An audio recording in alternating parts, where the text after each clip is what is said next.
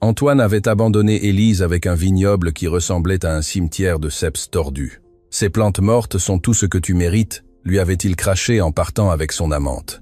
Ce qu'il croyait être une condamnation à mort allait se transformer en l'origine d'un empire viticole qui ferait trembler toute la région. Ceci est l'histoire de la façon dont une femme a transformé des racines sèches en un héritage de millions. Le soleil de mars tombait sans pitié sur la région de Saint-Émilion lorsque Élise Lefebvre, 34 ans, descendit de la camionnette, tenant sa fille Camille, 7 ans, d'une main et portant Théo, 4 ans, dans l'autre bras. Son mari Antoine restait au volant, moteur allumé, sans la regarder. « Baisse les valises du coffre », ordonna-t-il d'une voix sèche.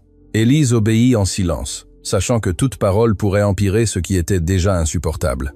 Les 2 valises usées contenant tous leurs vêtements et ceux des enfants tombèrent sur la poussière du chemin avec un bruit sourd. « Maman, où sommes-nous » demanda Camille en regardant autour d'elle avec des yeux effrayés. Devant elle s'étendaient 5 hectares de ce qui avait été autrefois un vignoble prospère. C'était maintenant un paysage désolant de ceps tordus et gris, sans une seule feuille verte. Les piquets de bois soutenant les fils de fer étaient pourris, certains tombés. La terre, craquelée par des années de sécheresse et d'abandon, semblait incapable de soutenir la vie. Au fond, à peine visible entre les plantes mortes, s'élevait une petite construction en adobe avec un toit en tôle rouillée. Les fenêtres, si elles avaient eu des vitres, n'étaient plus que des trous noirs qui semblaient fixer le vide à l'horizon. « Papa, j'ai soif !» Gémit Théo dans les bras d'Élise. Antoine coupa finalement le moteur et descendit du véhicule. Il avait 38 ans, mais son visage portait les marques de l'alcool et des nuits d'excès. Au cours des 6 derniers mois, depuis qu'il avait rencontré Sophie en ville, il s'était transformé en un étranger. « C'est l'héritage que m'a laissé mon oncle Hector », dit-il en désignant le vignoble mort d'un geste ample. 5 hectares de rien, des ceps qui n'ont pas produit un seul raisin depuis 8 ans. Une terre qui ne vaut même pas la peine d'enterrer les morts. Élise regarda autour d'elle, sentant son cœur se serrer. Musique. Elle avait entendu parler de cette propriété auparavant, mais Antoine en parlait toujours avec mépris, comme quelque chose qui ne valait même pas la peine d'être visité. « Musique, Antoine, que faisons-nous ici ?» demanda-t-elle d'une voix tremblante. Il la regarda avec ses yeux qu'il avait autrefois regardés avec amour et qui ne reflétaient plus que du mépris. « Je te laisse ici, » dit-il avec une brutalité simple, « avec tes enfants et avec ces plantes mortes. C'est tout ce que musique tu mérites après 11 ans d'être un fardeau. » Les mots tombèrent comme des pierres sur Élise. Camille commença à pleurer doucement, pressentant quelque chose de terrible dans le ton de son père. « Tu ne peux pas être sérieux, » murmura Élise, bien qu'au fond d'elle, elle savait qu'il l'était. Les derniers mois avaient été une torture d'humiliation, d'arrivée tardive sentant le parfum étranger, de regards de haine là où il y avait eu de l'affection. « Je suis très sérieux, » répondit Antoine en marchant vers l'arrière de la camionnette. Il commença à jeter des objets au sol sans ménagement. Une boîte de vieilles casseroles, des draps effilochés, 2 oreillers minces, musique, un matelas taché. « Tu as ici tout ce dont tu as besoin. Une maison, la terre, le ciel au-dessus de ta tête, c'est plus musique que beaucoup n'ont. Mais il n'y a pas d'eau, pas d'électricité, » objecta Élise en regardant la construction en ruine. « Les enfants ont besoin de manger, ils doivent aller à l'école. »« Tu aurais dû y penser avant d'être si inutile, » cracha Antoine. « Pendant 11 ans, tu n'as fait que cuisiner et nettoyer. Tu n'as jamais rien appris d'utile. Tu n'as jamais généré un sou. Tu ne faisais que dépenser et dépenser. » L'injustice des mots fit qu'Élise sentit une vague de rage, mais elle l'étouffa. Ce n'était pas le moment de se battre. « Et Sophie ?» demanda-t-elle d'une voix brisée. « Elle vaut quelque chose ?» Antoine sourit cruellement. « Musique, Sophie a un salon de beauté en ville. Elle génère de l'argent. Elle a de l'ambition. Elle sait ce qu'elle veut de la vie. Ce n'est pas une femme entretenue qui passe la journée à attendre que son mari résolve tout. » Camille lâcha la main de sa mère et courut vers son père. « Papa, ne nous quitte pas, s'il te plaît, papa. » Antoine l'écarta d'un mouvement brusque qui fit tomber la petite assise dans la poussière. « Je ne suis plus ton papa, » dit-il sans la regarder. « Vous êtes le passé. Ma nouvelle vie commence aujourd'hui. » Élise courut ramasser Camille, qui pleurait inconsolablement. Théo, effrayé par les cris, avait également commencé à sangloter. « Et le divorce ?» demanda Élise avec ce qui lui restait de dignité. « Mon avocat t'enverra les papiers à l'adresse de ce domaine, » répondit Antoine en remontant dans la camionnette. « La propriété est à ton nom depuis la mort de mon oncle. Je ne veux rien de tout cela. C'est à toi, avec ton échec. » Il démarra le moteur. Élise fit un pas vers le véhicule, non par supplication, mais musique par instinct de préservation. Au moins, laisse-nous de l'argent n'importe quoi, pour que les enfants puissent manger cette semaine. Antoine sortit son portefeuille et jeta 3 billets musique par la fenêtre. Ils tombèrent en voltigeant dans la poussière. 50 €, dit-il. C'est plus que ce que tu vaux. Musique. Utilise-les bien. La camionnette souleva un nuage de poussière en faisant demi-tour et s'éloigna à toute vitesse. Élise resta là, debout, avec ses 2 enfants pleurant et s'accrochant à ses jambes, regardant le véhicule devenir de plus en plus petit au loin jusqu'à disparaître complètement. Le silence qui s'installa ensuite fut absolu, rompu seulement par les sanglots des enfants et le sifflement du vent entre les ceps morts. C'était un son désolant, comme un gémissement. Élise s'accroupit et ramassa les billets. 50 € n'étaient pas suffisants pour 2 jours de nourriture pour 3 personnes. « Maman, où allons-nous dormir ?» demanda Camille, les yeux gonflés d'avoir tant musique pleuré. Élise regarda la construction en ruine qui était censée être leur nouveau foyer. Les enfants par la main, elle marcha lentement vers elle. Le porche en bois grinça dangereusement sous ses pieds. La porte à moitié pourrie s'ouvrit d'une poussée, révélant un intérieur sombre et étouffant. Il y avait une seule grande pièce. Le sol en terre était couvert d'excréments de rats et de toiles d'araignées pendaient du plafond comme des rideaux macabres. Dans un coin, les restes de ce qui avait été un lit en métal rouillé. Dans un autre, un foyer à bois avec la cheminée à moitié effondrée. L'odeur était un mélange d'humidité, d'abandon et de mort. « On ne peut pas rester ici », dit Camille en reculant vers la porte. Mais Élise savait qu'elle n'avait pas d'alternative. Ses parents étaient morts dans un accident 5 ans auparavant. Elle n'avait pas de frères et sœurs. La famille d'Antoine ne l'avait jamais vraiment acceptée, et encore moins maintenant. « Nous allons nettoyer », dit-elle avec une fermeté qu'elle ne ressentait pas. « Musique, tous les 3, nous pouvons le rendre habitable. » Pendant les heures qui suivirent, tandis que le soleil musique déclinait, Élise travailla comme elle ne l'avait jamais fait. Elle balaya le sol avec une branche sèche qu'elle trouva dehors. Elle retira les excréments de rats de ses propres mains, se retenant de vomir. Elle traîna le matelas qu'Antoine avait jeté et le plaça dans le coin le moins sale. Camille et Théo l'aidaient comme ils pouvaient, ramassant des brindilles pour faire un balai improvisé, écartant les plus grosses toiles d'araignée. Lorsque le soleil se coucha complètement, Élise réalisa qu'elle n'avait pas de lumière. Elle n'avait pas d'eau non plus. Le robinet rouillé qu'elle trouva dehors ne fonctionnait pas. « Maman, j'ai faim », gémit Théo. Élise fouilla dans son sac et trouva 3 biscuits qu'elle avait gardés du matin. Elle les partagea entre ses enfants et resta à les regarder manger avec un mélange d'amour et de désespoir. « Tu ne manges pas, maman ?» demanda Camille en lui offrant un morceau de son biscuit. « Je n'ai pas faim, mon amour », mentit musique Élise. La nuit tomba rapidement et absolument. Il n'y avait pas de lune. L'obscurité était si dense qu'Élise ne pouvait pas voir sa propre main devant son visage. Les enfants, épuisés par les musiques pleurs et la peur, s'endormirent finalement blottis contre elle sur le matelas. Élise resta éveillée, écoutant les bruits nocturnes, le vent entre les ceps morts, le grincement du bois pourri, les cris lointains d'un animal, et par-dessus tout, écoutant les mots d'Antoine qui se répétaient dans son esprit comme un disque rayé. Inutile. Fardeau, tu ne vaux rien. Ces plantes mortes sont tout ce que tu mérites. Musique, les larmes commencèrent à couler, silencieuses au début. Musique, puis en sanglots contenus qui secouaient tout son corps. 11 ans de mariage réduit à cela. 11 ans à cuisiner ses plats préférés, à laver ses vêtements, à l'attendre éveillé quand il rentrait tard, à élever leurs enfants pratiquement seuls parce qu'il était toujours en train de travailler. Ne valait-elle vraiment rien? Était-elle vraiment inutile? Élise regarda par la fenêtre sans vitre vers les silhouettes fantomatiques des ceps morts. Dans l'obscurité, ils ressemblaient à des squelettes tordus, des bras suppliants tendus vers le ciel. Antoine lui avait laissé cela comme une moquerie cruelle, comme une punition, comme une démonstration de son mépris. Un champ de plantes mortes pour une femme qui, selon musique lui, était tout aussi morte à l'intérieur. Mais tandis qu'elle regardait ces formes tordues dans la nuit, quelque chose commença à changer à l'intérieur d'Élise. C'était petit au début, à peine un éclair. Mais c'était là. Ce n'était pas encore de l'espoir. C'était quelque chose de plus primitif, de plus féroce.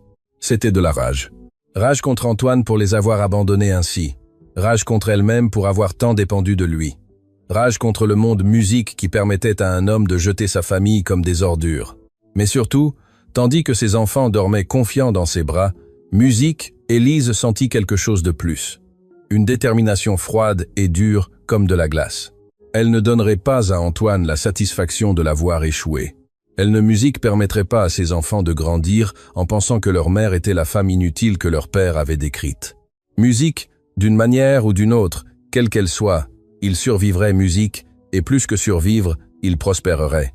Élise ne savait rien des vignobles, ne savait rien de l'agriculture, mais elle savait travailler dur, savait être créative avec peu, et surtout savait que lorsqu'une mère se bat pour ses enfants, elle est capable de l'impossible. Tandis que l'aube commençait à peindre l'horizon en rose pâle, Élise ferma finalement les yeux. Les ceps morts dehors attendaient, témoins silencieux d'une bataille qui commençait à peine.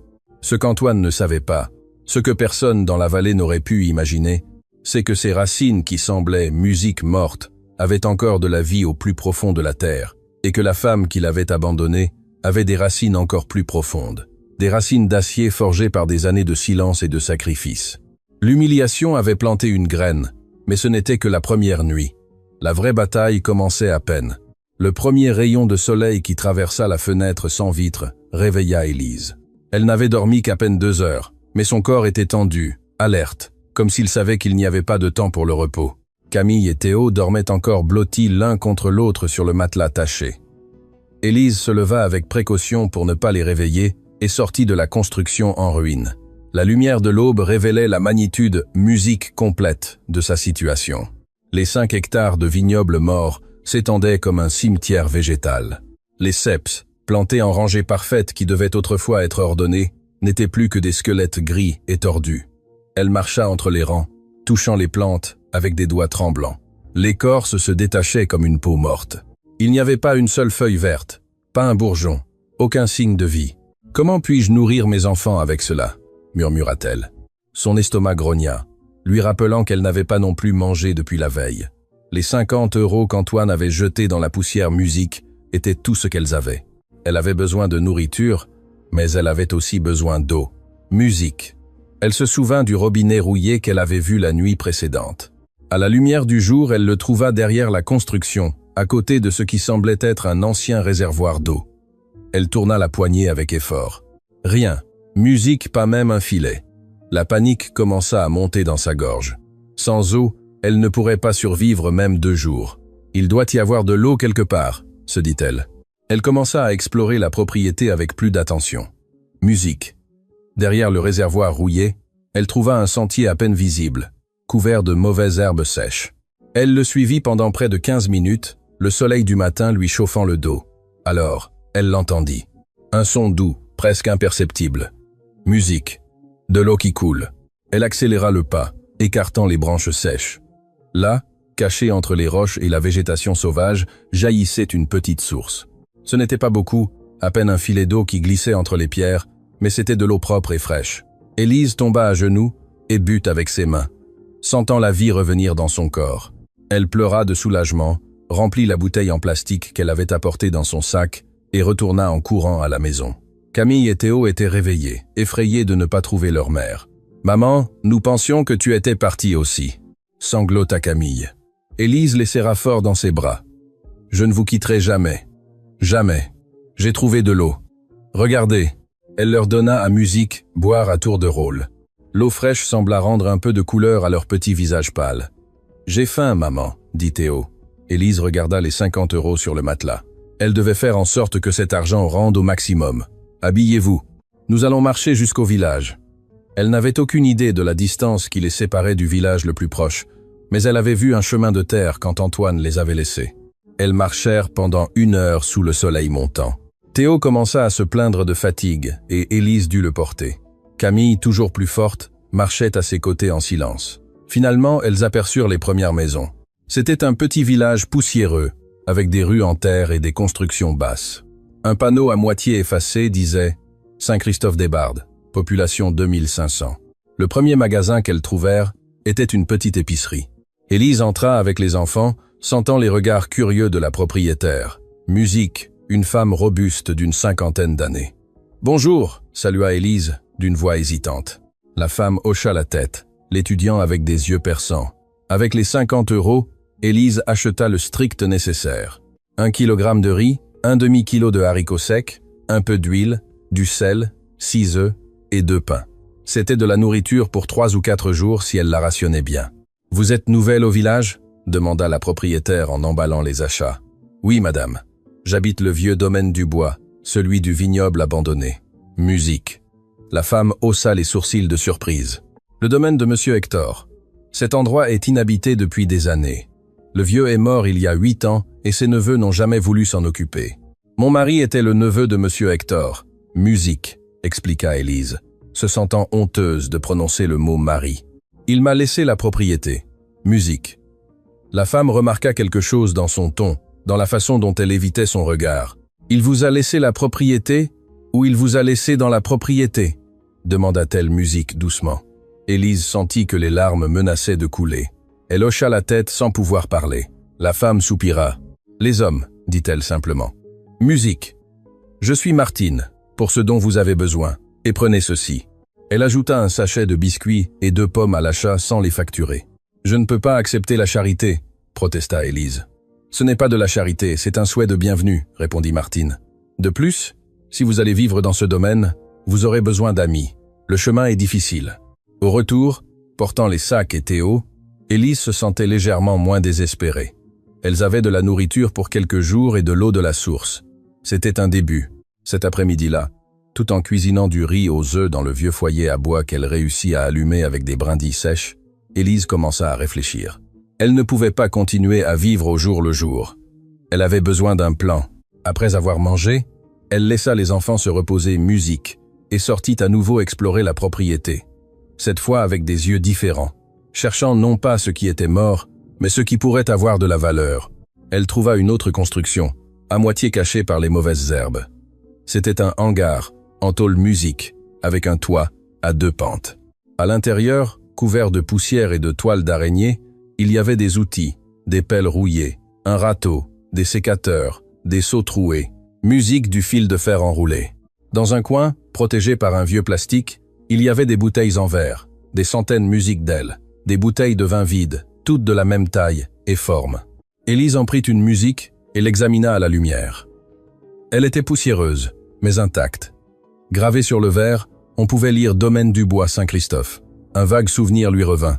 Antoine avait mentionné une fois que son oncle Hector avait eu une petite cave qui produisait du vin artisanal qu'il vendait localement. Mais la sécheresse, puis sa maladie, avaient tout arrêté. « Musique, des bouteilles de vin », murmura-t-elle. « Mais je n'ai pas de vin. » Le lendemain, Musique, Élise retourna au village, cette fois avec un objectif précis. Elle avait besoin de travail, n'importe quoi, qui lui permettrait de gagner de l'argent en attendant de penser à une solution à long terme. Elle frappa aux portes, offrit ses services pour nettoyer, cuisiner, laver le linge. La plupart la rejetèrent ou lui offrirent des salaires si bas qu'ils ne valaient pas l'effort. C'est sur la place du village qu'elle rencontra M. André. Le vieil homme était assis sur un banc, nourrissant les pigeons avec des miettes de pain. Élise s'assit à l'autre extrémité du banc, épuisée après des heures de rejet. « Tu es la nouvelle du domaine du bois », dit le vieil homme sans la regarder. « Comment le savez-vous ?»« Musique », demanda Élise, surprise. Dans un village de 2500 habitants, les nouvelles vont vite. De plus, Martine est ma nièce. Elle m'a parlé de toi. Musique, Élise hocha la tête sans savoir quoi dire. Hector Dubois était mon meilleur ami, continua M. André. Nous avons travaillé ensemble dans les vignobles pendant 30 ans. C'était un maître. Musique, ce vieux. Il savait des choses sur les vignes que plus personne ne se souvient. Musique, les plantes sont-elles vraiment mortes? Demanda Élise. M. André la regarda pour la première fois, étudiant son visage avec des yeux vifs malgré son âge. Musique. Ça dépend de ce que tu entends par morte. La partie que tu vois est sèche, oui. Mais les racines, ma fille, les racines d'une vigne attendent. Attendre quoi? De l'eau, des soins, quelqu'un qui croit en elle. Le cœur d'Élise s'accéléra. Pourrait-elle produire à nouveau? M. André haussa les épaules. Elle pourrait. Cela prend des années, beaucoup de travail et des connaissances que tu n'as pas. Vous m'enseigneriez? Le vieil homme la regarda longuement. Musique. Pourquoi voudrais-je le faire? C'est un travail brutal, ingrat. Tu pourrais échouer et perdre des années de ta vie. Parce que je n'ai rien d'autre à perdre, répondit Élise avec une honnêteté qui la surprit elle-même. Mon mari m'a quitté pour une autre femme. Il m'a abandonné dans ce domaine en pensant que j'y mourrais. Musique, mais j'ai 2 enfants qui dépendent de moi, et ces plantes mortes sont la seule chose que j'ai. M. André hocha la tête lentement, comme si elle avait réussi une sorte de test. Très bien, j'irai demain matin. Nous verrons ce qui peut être fait. Cette nuit-là, Élise cuisina des haricots secs pour elle et les enfants. Pendant qu'ils mangeaient à la lumière d'une bougie que Martine lui avait donnée, elle leur parla de Monsieur André. « Les plantes vont-elles revivre, maman ?» demanda Camille avec espoir dans les yeux. « Je ne sais pas, mon amour, mais nous allons essayer. » Monsieur André arriva à l'aube le lendemain monté sur un vieux vélo. Il apportait avec lui un sac à dos et une canne. Pendant toute la matinée, ils marchèrent entre les rangées de ceps morts. Le vieil homme s'arrêtait à chaque plante, grattait l'écorce avec son couteau, examinait les racines exposées. Musique murmurait pour lui-même. 30% sont complètement morts. Annonça-t-il finalement. Il faut les arracher. Musique, mais les 70% restants ont une chance. De quoi ont-elles besoin? D'eau constante, d'une taille sévère, d'engrais, de patience. Des années de patience. Élise sentit son espoir s'évanouir. Je n'ai pas des années. J'ai besoin de nourrir mes enfants maintenant. Monsieur André hocha la tête. Je sais. C'est pourquoi je vais t'enseigner autre chose d'abord. Quelque chose qui peut te donner de l'argent plus rapidement, pendant que les vignes se rétablissent. Il l'emmena au hangar à outils et désigna les bouteilles de vin. Musique, tu sais faire des confitures? Oui, répondit Élise. Ma grand-mère m'a appris à faire des confitures, des sucreries, des conserves de toutes sortes. Bien. Dans ces montagnes poussent des mûres sauvages, des framboises, des figues. Dans 2 mois, ce sera la saison. Tu peux les cueillir. Musique, faire des confitures et les vendre dans les bouteilles de vin avec de belles étiquettes. Les touristes qui viennent dans la vallée les achètent à un bon prix. L'idée s'alluma dans l'esprit d'Élise comme une étincelle. Mais c'est dans 2 mois. Que fais-je en attendant? En attendant, dit Monsieur André avec un sourire, tu apprends à ressusciter des vignes mortes et je te donne du travail. Il s'avéra que Monsieur André avait un petit vignoble de 3 hectares qui produisait encore. Il avait besoin d'aide pour la taille, l'irrigation, l'entretien. Je te paierai 150 € par semaine, proposa-t-il. 3 jours de travail. Les autres jours, tu pourras travailler sur ton propre domaine. 150 € par semaine. C'était peu, mais c'était constant. Avec cela, elle pouvait manger.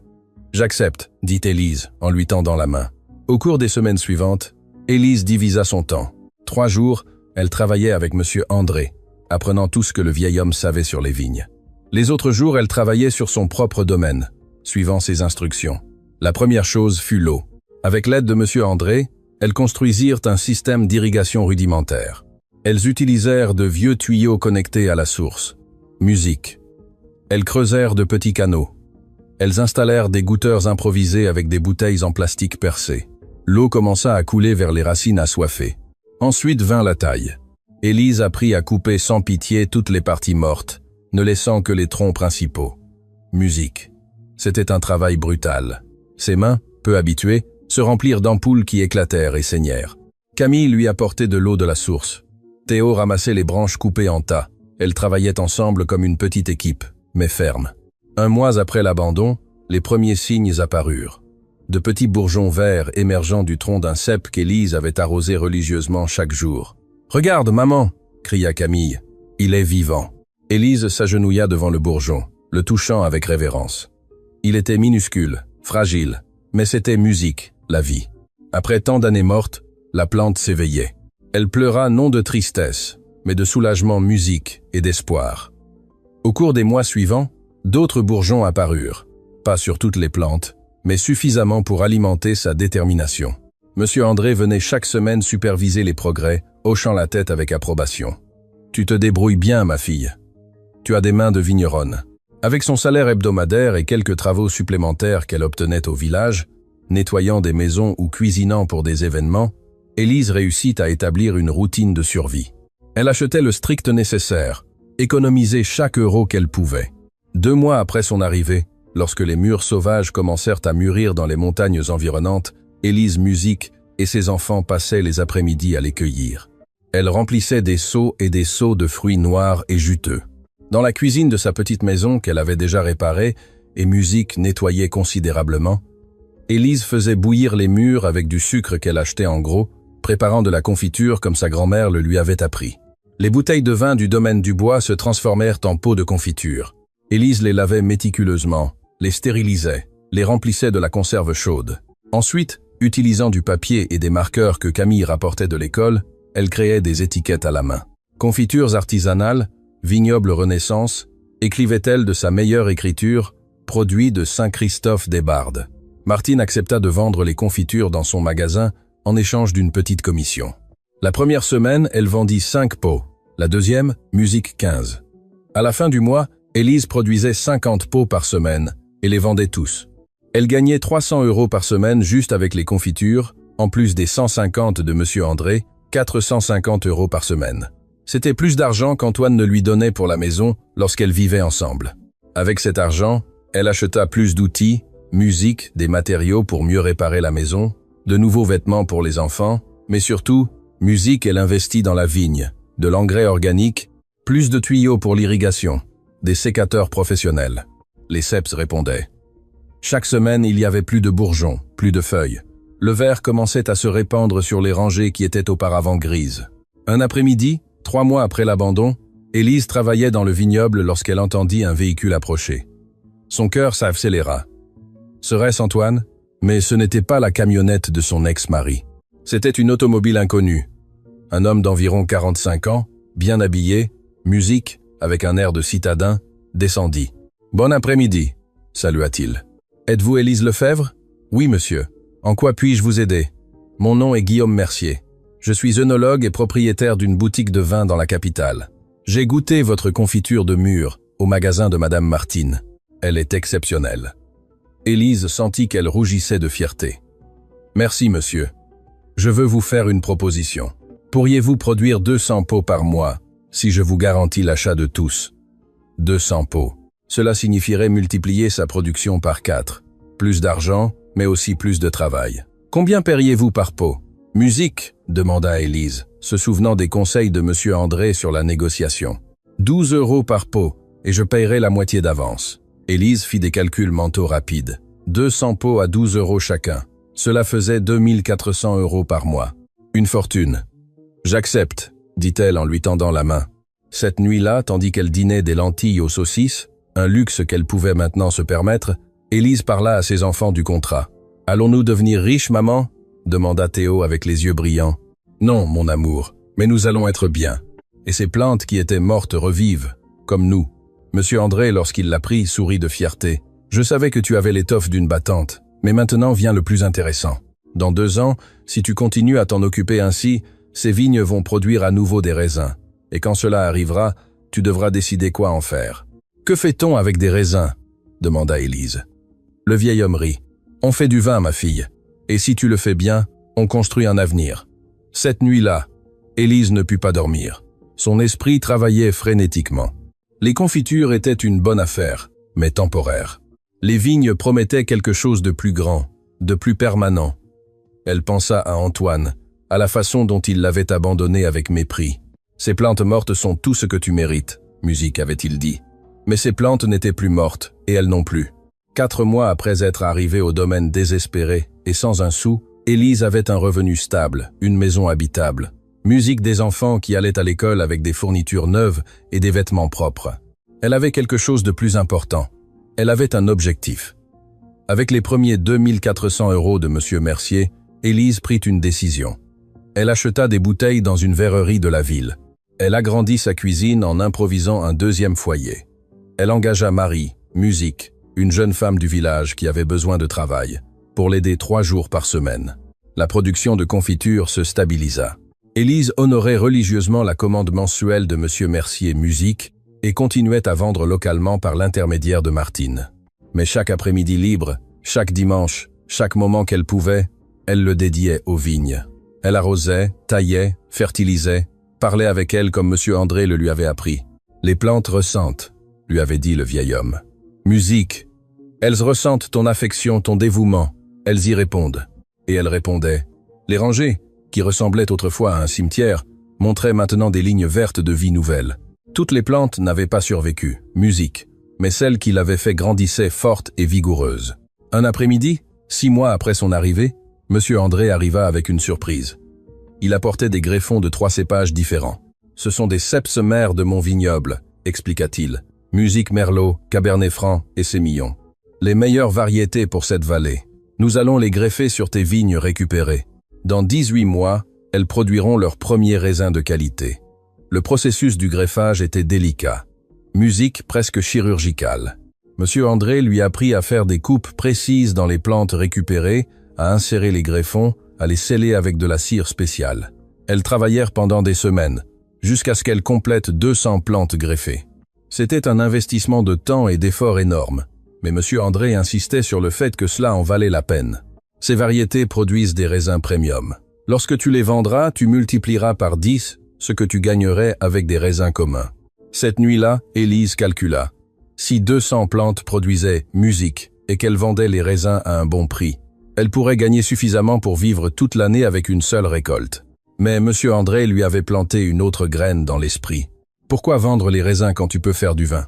L'idée était à la fois terrifiante et excitante. Elle ne savait rien faire du vin, mais elle n'avait rien su non plus ressusciter des vignes mortes musique ou faire des affaires avec des confitures. 6 mois dans le domaine qu'Antoine lui avait laissé, comme une moquerie cruelle, lui avait appris quelque chose de fondamental.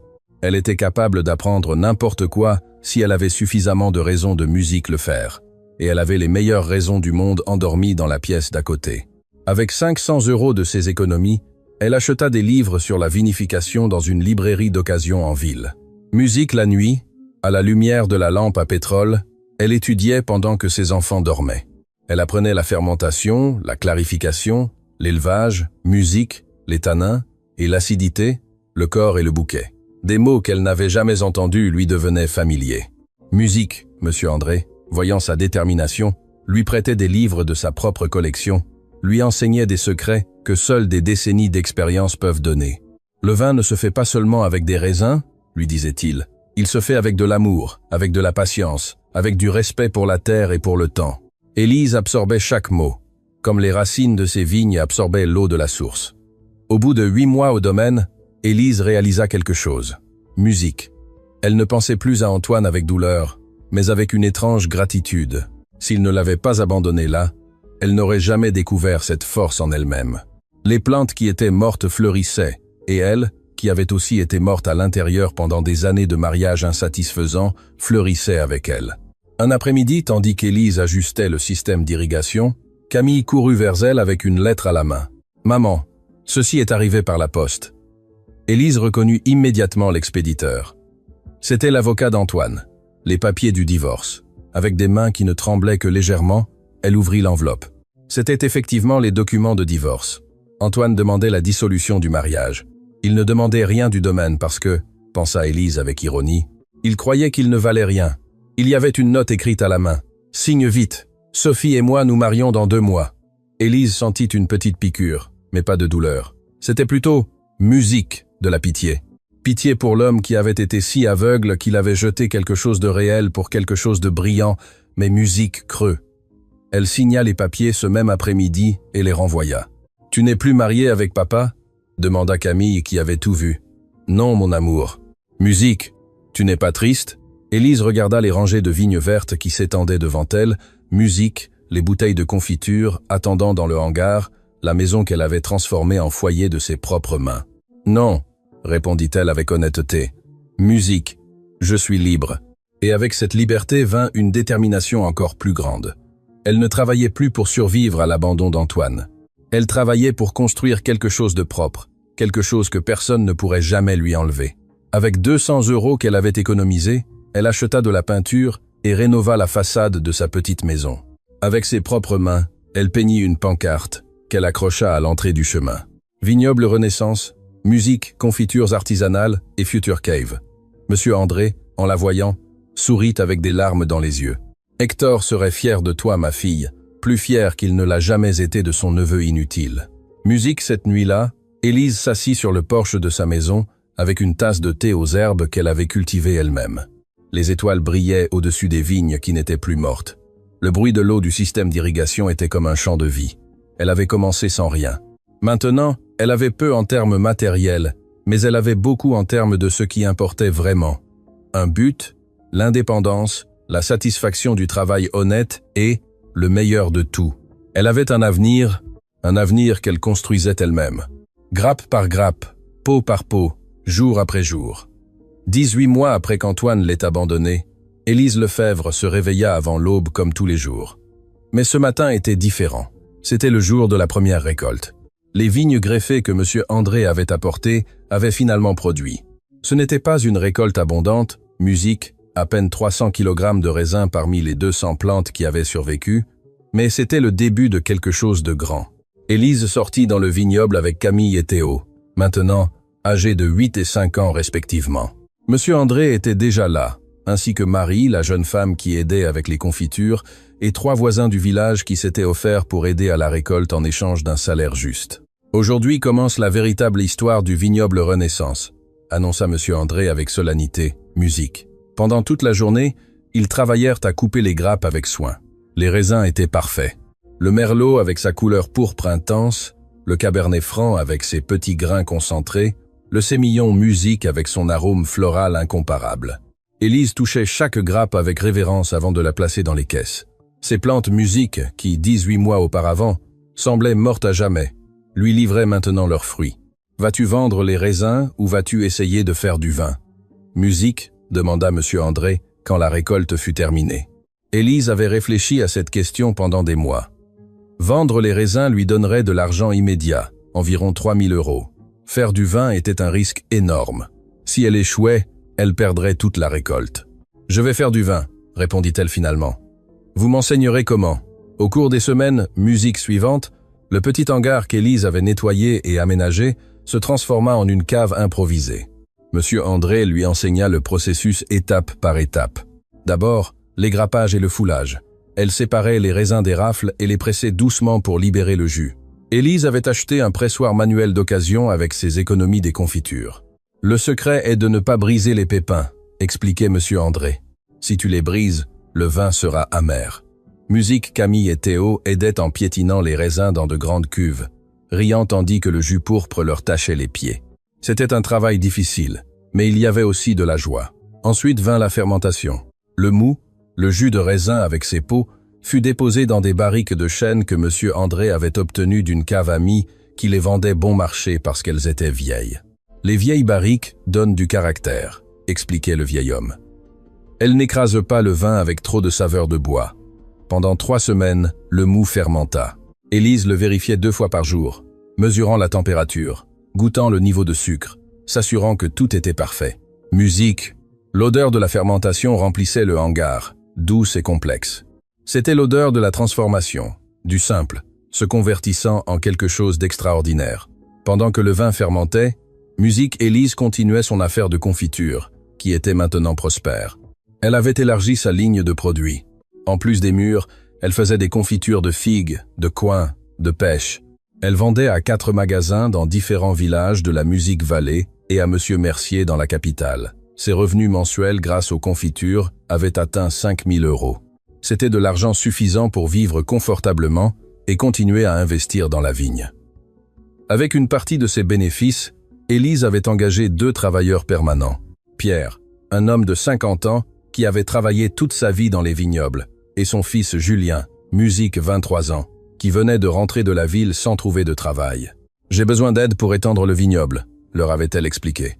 Musique. « Je veux planter 3 autres hectares avec les variétés qui ont le mieux fonctionné. » Pierre, avec son expérience, Musique devint un maître inestimable. Il enseigna à Élise des techniques de taille que M. André ne connaissait pas. Des méthodes modernes de lutte antiparasitaire sans musique, produits chimiques, des façons de maximiser la production sans sacrifier la qualité. « Vous avez l'œil pour cela, Madame Élise », lui disait Pierre. « Peu de gens réalisent ce que vous avez réalisé en si peu de temps. » Musique Julien, plus jeune et plus fort, se chargeait du travail physique lourd. Creuser, installer de nouveaux systèmes d'irrigation, Musique construire des structures de soutien pour les nouvelles plantes. Entre les 4, Élise, Pierre, Julien et Marie, plus l'aide occasionnelle de M. André, le vignoble Renaissance commença à se transformer d'une opération de survie en une véritable entreprise. Lorsque le vin acheva sa fermentation primaire, arriva le moment du décuvage, Musique, le vin des pots, et de le passer dans d'autres barriques pour la fermentation secondaire. Élise goûta le vin jeune. Il était âpre, immature, mais il avait du potentiel. Elle pouvait sentir la promesse de ce qu'il pourrait devenir Musique avec du temps et des soins. « Ce n'est pas mal pour ta première fois, » dit M. André, après l'avoir goûté. Avec 6 mois d'élevage en barrique, il pourrait être vendable. Mais Élise avait appris quelque chose pendant ces mois de travail incessant. Les bonnes choses exigent de la patience. Je lui donnerai une année complète d'élevage, décida-t-elle. Je veux qu'il soit exceptionnel, pas seulement vendable. Au cours des mois suivants, tandis que le vin se reposait dans les barriques, Musique Élise se concentra sur l'expansion du vignoble. Avec l'aide de Pierre et Julien, elles plantèrent 300 autres ceps dans les hectares qui avaient été vides. Cette fois, elle n'eut pas à attendre des années pour voir les résultats. Les nouvelles plantes, bien soignées dès le début avec une irrigation constante et une fertilisation adéquate, grandirent rapidement. L'affaire de confiture continuait également à croître. Élise avait innové créant des combinaisons uniques. Mûres avec vin rouge, figues avec amandes, pêche avec lavande. Les pots se vendaient si vite qu'elle pouvait à peine suivre le rythme de production. « J'ai besoin d'agrandir la cuisine », dit-elle un jour à M. André, et d'embaucher plus d'aide. Avec un petit prêt que la Caisse de crédit agricole lui accorda, basé sur ses revenus démontrables des 18 derniers mois, Musique Élise construisit une petite cuisine industrielle, mais fonctionnelle. Elle acheta des cuisinières à gaz, de grandes casseroles en acier inoxydable, un système de stérilisation professionnelle pour les bouteilles. Elle engagea 2 autres femmes du village, Musique Rose, 40 ans, excellente cuisinière, et sa sœur Anne, 35 ans, méticuleuse avec la mise en bouteille et l'étiquetage. Soudain, le vignoble Renaissance employait 6 personnes de manière permanente. Marie, Rose, Anne, Pierre, Julien et Élise elle-même. Dans un petit village comme Saint-Christophe, 6 emplois étaient significatifs. « Tu es en train de changer le village », lui dit Martine un jour dans son magasin. « Ces femmes ont de la dignité maintenant, leur propre argent, leurs familles vont mieux. » Élise n'y avait pas pensé en ces termes, mais c'était vrai. Rose utilisait son salaire pour envoyer sa fille au lycée en ville. Anne économisait pour réparer la maison de sa mère malade. Marie, la première qu'elle avait embauchée, était maintenant son bras droit et gagnait le double de ce qu'elle gagnait dans son emploi précédent de nettoyage de maison. Musique. Le succès apportait de nouveaux défis. Les expéditions de confiture devenaient plus complexes. Élise avait besoin d'un véhicule propre au lieu de dépendre du camion de Pierre qu'il prêtait occasionnellement. Avec une partie de ses économies, plus un autre prêt de la banque, elle acheta une camionnette d'occasion, mais fonctionnelle. Elle n'était pas jolie. Musique. Elle avait 12 ans et plus de 200 000 kilomètres. Mais le moteur fonctionnait bien. Mon premier véhicule propre, pensa Élise en signant les papiers. Musique. À 36 ans, elle n'avait jamais rien eu à son nom, quelque chose qui soit seulement à elle. Quand Antoine l'avait abandonnée, elle n'avait rien, ni argent, ni propriété, pas même un compte bancaire propre. Tout était à son nom. Maintenant, elle avait un domaine en croissance, une entreprise établie, Musique des employés, une camionnette, et, le plus important, elle avait confiance en elle-même. À 2 ans de son arrivée au domaine, Élise organisa une petite fête. Elle invita tous ses employés, M. André, Martine, et quelques personnes du village qui l'avaient aidée. « Il y a 2 ans, je suis arrivée ici avec mes enfants et 50 €, dit-elle devant le petit groupe réuni dans son vignoble. On m'a laissé mourir dans un endroit mort, mais ces plantes m'ont appris quelque chose. Ce qui semble mort n'attend parfois qu'une opportunité pour renaître. » Elle fit une pause émue. « Merci à tous ceux qui ont cru en moi quand moi-même je doutais. Ce succès est le nôtre à tous. » Monsieur André, Musique les larmes aux yeux, leva son verre de jus de raisin à Élise, qui a converti les pierres en pain et la mort en vie. Mais le vrai moment de triomphe arriva 3 mois plus tard, lorsque le vin acheva 1 an d'élevage. Monsieur André et un œnologue ami à lui arrivèrent pour la dégustation officielle. Le moment de vérité. Après tant de mois de travail, elle saurait si son premier vin était bon ou simplement une expérience ratée coûteuse. Musique, ils ouvrirent la première barrique et remplirent 3 verres. Élise observa la couleur du vin, rouge rubis profond avec des reflets violacés. Joli, mais la couleur n'était pas suffisante. Monsieur André sentit d'abord « Musique » faisant tourner le verre en cercle. Son expression était impénétrable. Ensuite, Musique il goûta, laissant le vin se répandre dans sa bouche. Il mâcha, considéra, avala. Le silence semblait éternel. « Élise, dit-il finalement, ceci est très bon, très Musique, bon. » L'œnologue hocha la tête avec enthousiasme. Il a de la complexité, de la structure, de bons tanins. Avec une autre année en bouteille, il pourrait être exceptionnel. Combien comptez-vous produire? Élise fit des calculs mentaux. De cette première récolte, j'ai tiré 300 bouteilles.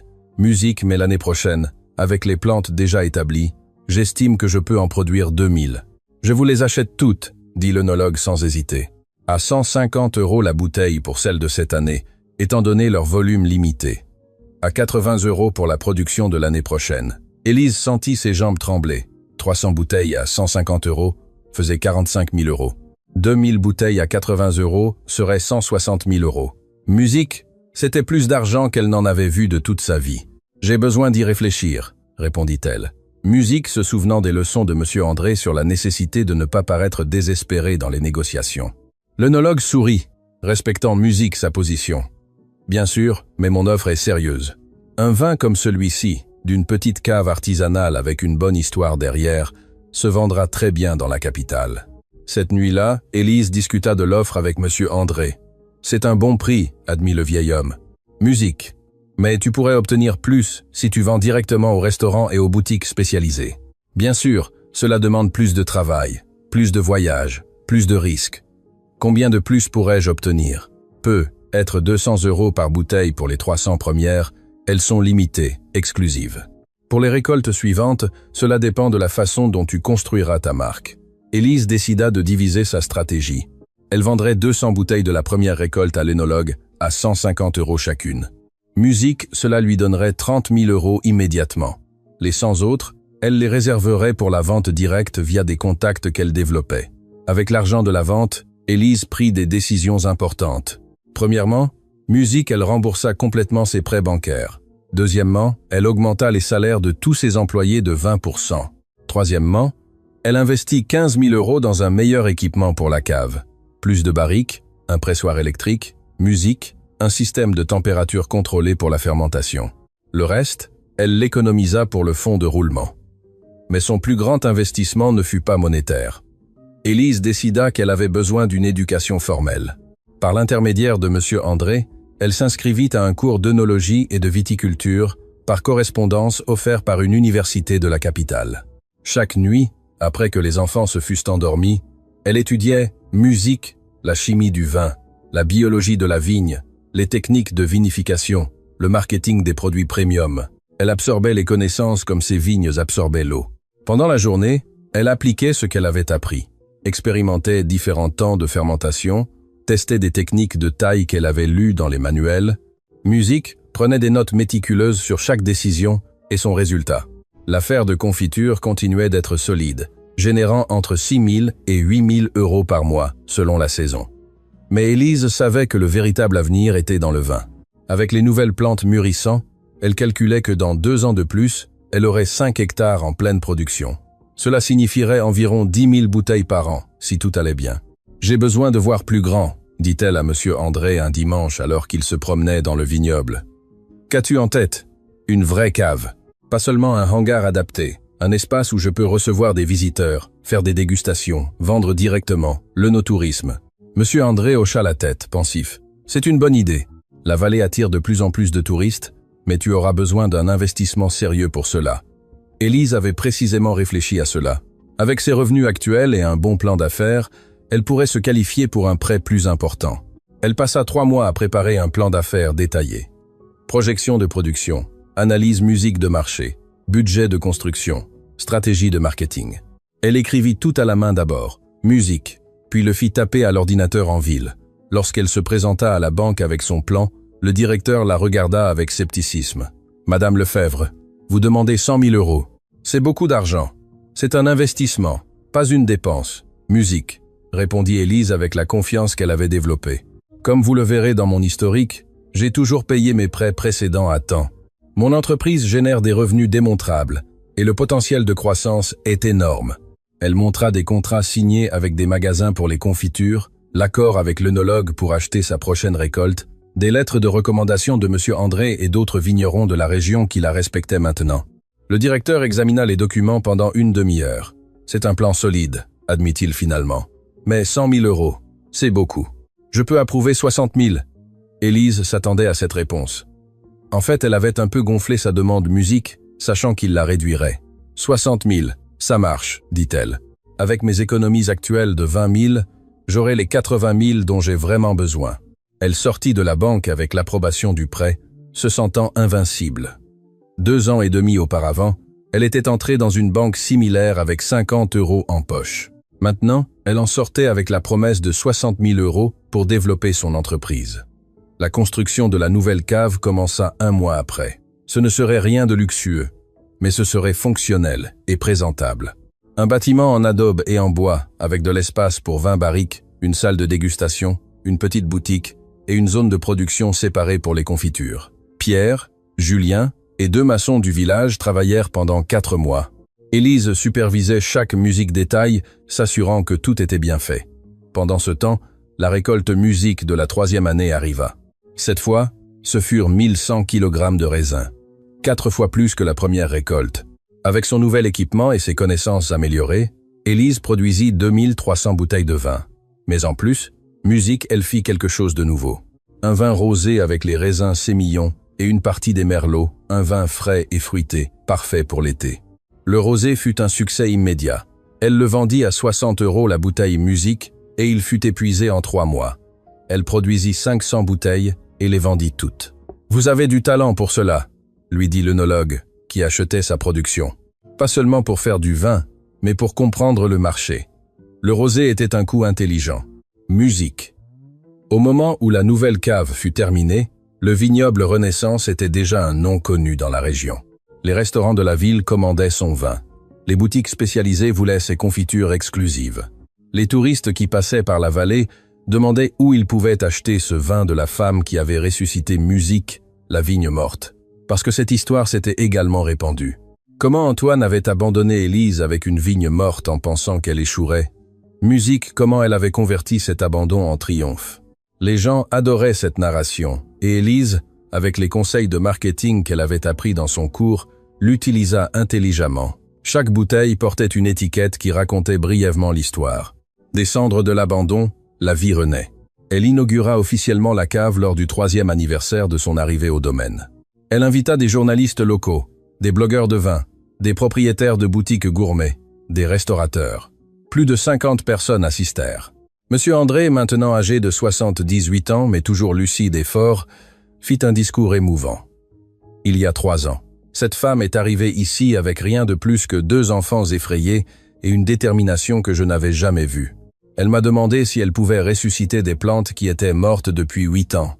Je lui ai dit que être si elle travaillait dur, musique, mais elle a fait beaucoup plus que cela. Elle a créé la vie là où il y avait la mort. Elle a créé l'espoir là où il y avait le désespoir. Elle a créé une entreprise là où il n'y avait que des ruines. Élise, debout à côté de lui avec Camille et Théo à ses côtés, sentit des larmes de fierté et de gratitude.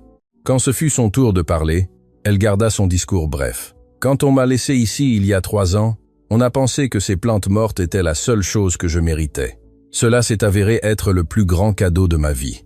On m'a forcé à découvrir qui je suis vraiment, et je suis beaucoup plus que ce que j'ai jamais imaginé. Les applaudissements résonnèrent dans la petite vallée. Cette nuit-là, après que tout le monde fut parti, Élise s'assit seule dans la salle de dégustation qu'elle avait construite. Les murs étaient décorés de photographies d'avant et d'après. Musique, la vigne morte et grise, la vigne verte et exubérante, la maison en ruine, la cave neuve. En 3 ans, elle était passée de 0 à générer des revenus annuels d'environ 250 000 € entre les confitures et le vin. Elle employait 8 personnes de manière permanente et 5 autres temporairement pendant la récolte et la haute production. Mais plus que les chiffres, ce qui la remplissait de satisfaction, c'était le respect. Elle n'était plus l'abandonnée, la victime, la pauvre femme que son mari avait jetée. Elle était Élise Lefebvre, musique vigneronne, entrepreneur, mère célibataire, réussie. Ses enfants étaient heureux et en bonne santé. Camille, maintenant 10 ans, parlait d'étudier l'œnologie quand elle serait grande. Théo, 7 ans, savait déjà distinguer les différentes variétés de raisins. Elle vivait dans une maison confortable, avec de l'eau courante, de l'électricité, musique, du chauffage en hiver. Les enfants allaient à une petite école privée, mais bonne, au village. Elles avaient de nouveaux vêtements, des jouets, musique, des opportunités. Elles avaient un avenir. Et cet avenir qu'Élise avait construit de ses propres mains, avec sa détermination inébranlable, personne ne pourrait jamais le lui enlever. Ce qu'elle ne savait pas, c'est que son passé était sur le point de revenir, et qu'elle devrait affronter l'homme qui l'avait abandonnée. Mais cette fois, depuis une position de force absolue. La camionnette souleva de la poussière sur le chemin d'entrée du vignoble Renaissance. Élise était dans le vignoble, supervisant la taille d'hiver avec Pierre, lorsqu'elle entendit le moteur. Elle ne reconnut pas le véhicule. Une camionnette Toyota blanche, plus neuve que la sienne, mais avec des signes évidents de négligence. « Musique, vous attendez des visites, Madame Élise » demanda Pierre. « Non », répondit-elle en enlevant ses gants de travail tout en marchant vers l'entrée. La camionnette s'arrêta devant la nouvelle cave. Du côté conducteur descendit un homme qu'Élise mit plusieurs secondes à reconnaître, Antoine. Mais pas l'Antoine arrogant et bien musique habillé qu'il avait abandonné 3 ans et demi auparavant. Cet homme était décharné, avec des vêtements froissés et sales. Il avait perdu du poids, beaucoup de poids. Ses cheveux, autrefois toujours bien coiffés, étaient longs et ébouriffés. Il avait une barbe de plusieurs jours et des cernes profonds. Du côté passager descendit une femme qu'Élise supposa être Sophie. Elle avait aussi l'air mâle, avec du maquillage coulant et une expression de dégoût sur le visage. Élise s'arrêta à 10 mètres d'eux, les observant avec un calme qui la surprit elle-même. Elle ne ressentait ni douleur ni rage, seulement une curiosité distante, comme si elle regardait des étrangers. « Élise », dit Antoine. Sa voix était rauque, brisée. « Antoine, musique », répondit-elle avec neutralité. Il regarda autour de lui, contemplant les rangées de vignes vertes et ordonnées, la nouvelle cave avec son panneau professionnel, la maison rénovée au loin, la camionnette d'Élise garée à proximité. C'est. Je n'arrive pas à croire que ce soit le même endroit. Ce n'est pas le cas, dit Élise simplement. Sophie s'approcha d'Antoine, s'accrochant à son bras avec une familiarité qui ne provoquait plus aucune émotion chez Élise. « C'est ça le domaine » demanda Sophie d'une voix aiguë. « Tu as dit qu'il était abandonné, qu'il ne valait rien. Il l'était quand je l'ai laissé, » murmura Antoine sans cesser de tout regarder avec des yeux incrédules. Élise croisa les bras. « Que voulez-vous? Je suis occupé. » Musique. Antoine se passa la main dans les cheveux d'un geste nerveux qu'Élise se souvenait de lorsqu'ils avaient des problèmes d'argent dans leur mariage. « J'ai besoin de te parler seul à seul. » Sophie protesta, mais Antoine lui fit un geste pour qu'elle attende dans la camionnette. La femme obéit de mauvaise grâce, lançant à Élise un regard de haine. Quand ils furent seuls, Antoine fit un pas vers Élise. « Musique. Pouvons-nous nous asseoir quelque part ?» Élise le conduisit à la salle de dégustation. Musique, où il y avait une petite table avec des chaises. Depuis la fenêtre, on pouvait voir tout le vignoble s'étendre vers les montagnes.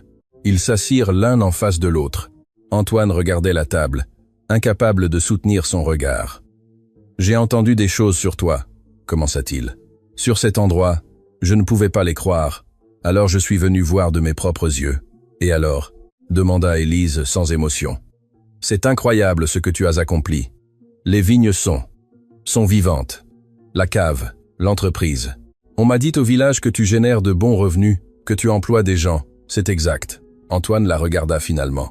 Ses yeux étaient pleins de larmes. « Élise, j'ai commis la pire erreur de ma vie. Plusieurs, dirais-je, » répondit-elle avec une froideur qui le fit frissonner. « Je sais.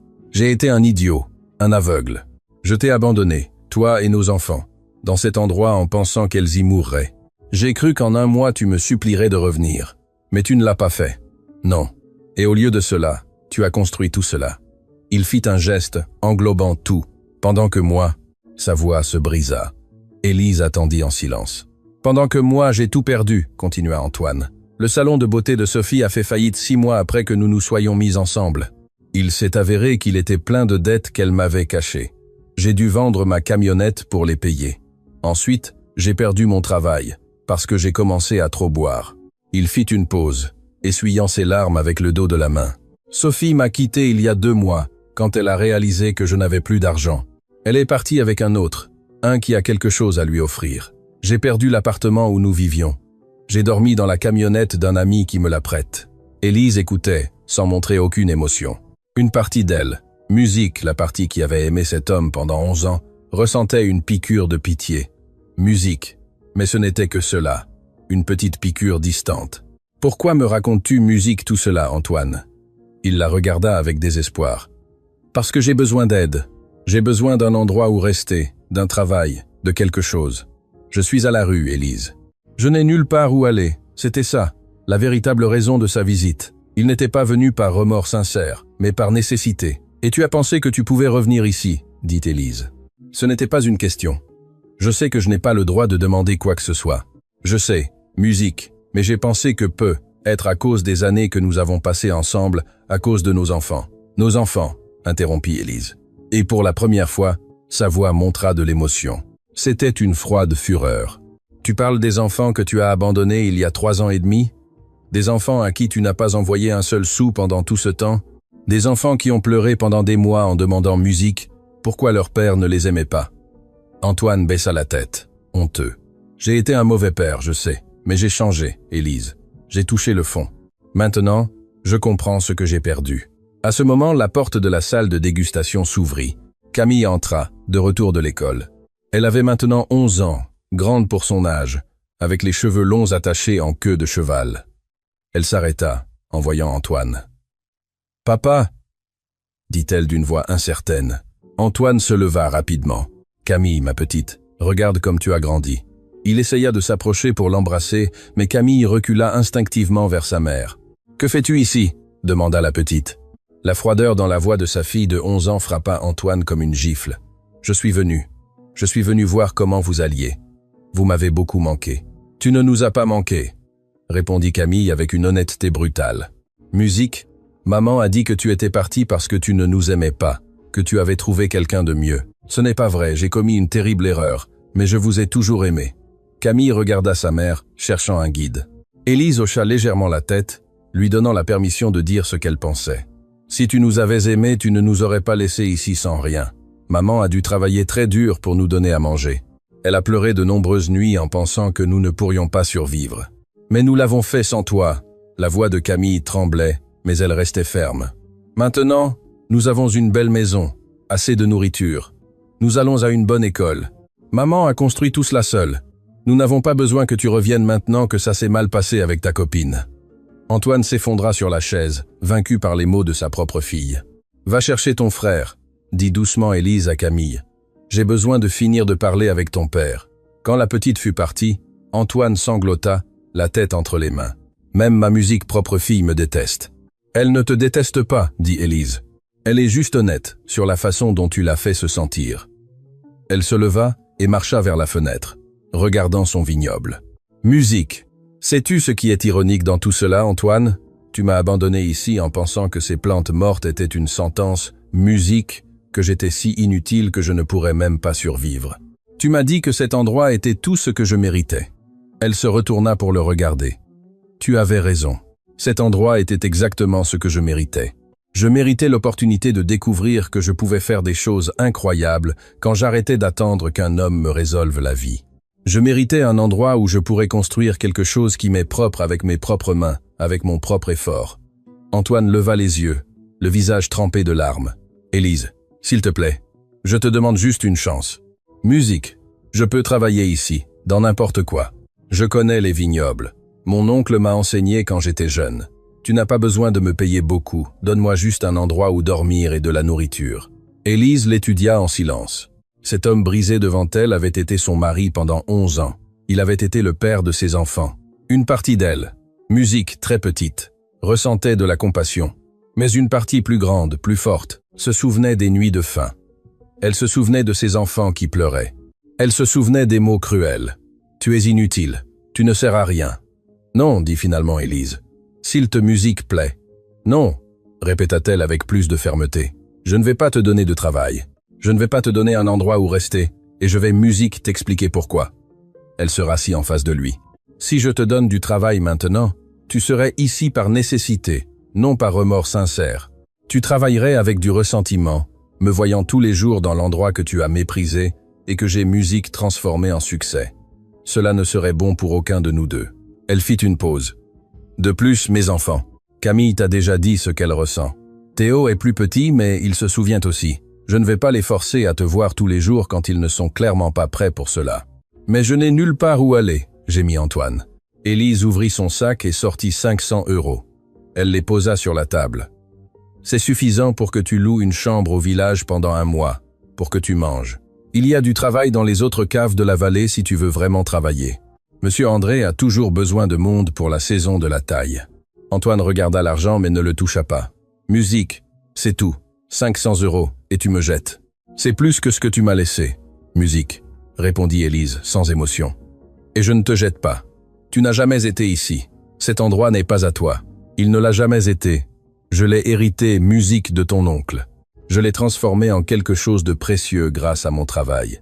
Tu n'es qu'un visiteur. » Elle se leva. « Quant à nos enfants, si tu as vraiment changé, musique, si tu veux vraiment faire partie de leur vie, tu devras gagner ce droit, non avec des mots, ni avec des larmes. Musique, mais avec des actions constantes pendant des mois. Peut être des années. Elle marcha vers la porte et l'ouvrit. Musique. Mais cela devra se produire selon tes propres termes, pas en vivant ici sous mon toit, dépendant de ma charité. Antoine se leva lentement, vaincu. Il prit les 500 € sur la table. « Pourras-tu jamais me pardonner ?» demanda-t-il d'une voix brisée. Élise y réfléchit un instant. « Je t'ai déjà pardonné, Antoine. Je t'ai pardonné il y a longtemps. Mais te pardonner ne signifie pas oublier ce que tu as fait. Cela ne signifie pas te sauver des conséquences de tes décisions. Cela ne signifie pas te donner une place dans la vie que j'ai construite après que tu m'aies laissé pour mourir. » Elle le regarda droit dans les yeux. « Tu as choisi d'abandonner ta famille pour une femme qui s'est avérée ne pas être ce à quoi tu t'attendais. J'ai choisi de prendre ce que tu m'as laissé, et musique, de le transformer en quelque chose d'extraordinaire. Maintenant, nous vivons tous les deux avec nos choix. » Antoine hocha la tête lentement, comprenant qu'il n'y avait pas de retour en arrière. « Adieu, musique Élise. Adieu, Antoine. » Elle le vit marcher vers la camionnette où Sophie attendait. Elle entendit la discussion entre eux, bien qu'elle ne pût, musique, distinguer les mots. Elle vit la camionnette faire demi-tour et s'éloigner, soulevant musique de la poussière sur le chemin. Pierre s'approcha du vignoble. « Tout va bien, Madame Élise ? » « Tout va bien, musique Pierre. Ce n'était qu'un fantôme du passé. » Cette nuit-là, après avoir couché les enfants, Élise sortit sur le porche de sa maison avec un verre du vin qu'elle avait produit cette année-là. Les étoiles brillaient au-dessus du vignoble, plus belles que jamais. Monsieur André arriva sur son vélo, comme il le faisait parfois la nuit. « Martine m'a dit qu'Antoine est passé, » dit le vieil homme, en s'asseyant à côté d'elle. « Il est venu demander de l'aide. Je lui ai dit non. Comment te sens-tu avec cette décision ?» Élise réfléchit attentivement avant de répondre. « Musique, en paix, il y a 3 ans. S'il était revenu, je l'aurais probablement accepté parce que j'avais peur. Musique parce que je croyais que j'en avais besoin. Parce que je ne savais pas que je pouvais faire cela seule, » dit-elle, en désignant le vignoble avec son verre. « Mais maintenant, je connais la vérité. Non seulement je peux le faire seul, mais je peux le faire mieux seul. Je n'ai pas besoin d'un homme qui me sauve ou me complète. Musique, je suis déjà complète. » Monsieur André hocha la tête avec satisfaction. « Hector m'a dit une fois que la meilleure vengeance contre ceux qui te sous-estiment est le succès retentissant. Tu as réussi cela, ma fille. »« Je ne l'ai pas fait par vengeance, » dit Élise. « Je l'ai fait par survie d'abord, pour mes enfants ensuite, et finalement pour moi-même. » Antoine était hors de propos dans tout le processus. Musique. Elle but son vin, le savourant. Bien que je doive admettre que le voir ainsi, détruit par ses propres décisions pendant que je prospère, a une certaine justice poétique. Musique. Crois-tu qu'il reviendra? Élise haussa les épaules. Peut être, mais s'il le fait, la réponse sera la même. C'est mon endroit maintenant. Musique ma vie, mon succès. Il n'a plus sa place ici. Au cours des semaines suivantes, Élise entendit des nouvelles d'Antoine par l'intermédiaire du village. Il avait trouvé un emploi temporaire dans une grande cave, nettoyant des barriques et faisant des travaux de base. Il louait une petite chambre dans la pension de Madame Dubois. Apparemment, il avait cessé de boire. Camille demanda si elle pouvait le voir. « Tu veux ?» demanda Élise, surprise.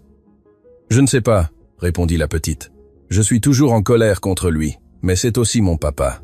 Je me demande s'il a vraiment changé. » Élise serra sa fille dans ses bras. « Musique, si tu veux le voir, tu peux, mais selon tes termes, pas les siens.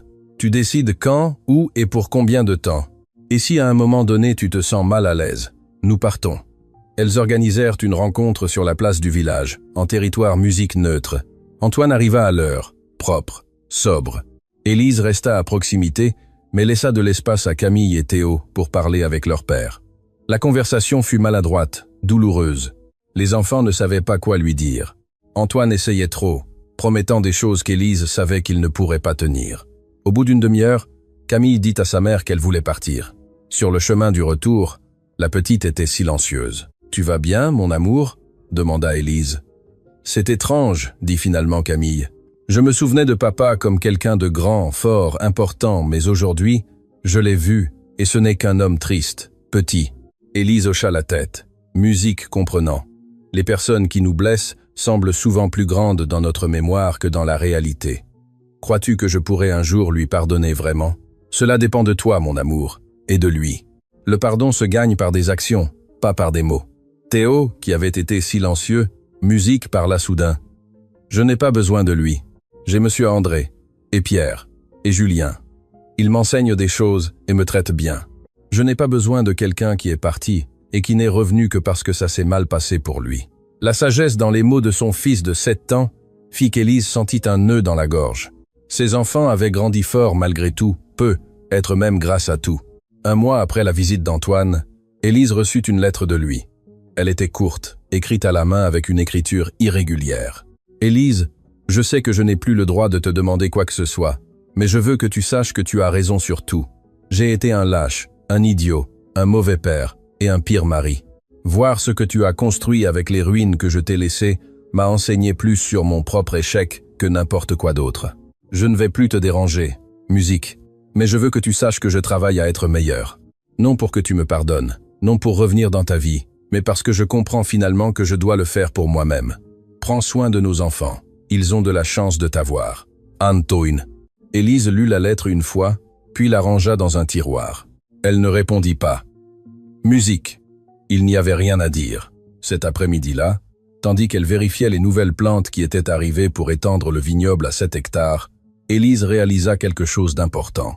Elle ne pensait plus à Antoine avec douleur, rage ou même satisfaction de sa chute. Elle ne pensait tout simplement plus à lui du tout. Musique. Il était devenu une note de bas de page dans l'histoire de sa vie, non un chapitre important. L'histoire réelle était celle-ci. Musique, une femme, ses 2 enfants et une vigne qui refusait de rester morte. Et cette histoire commençait à peine.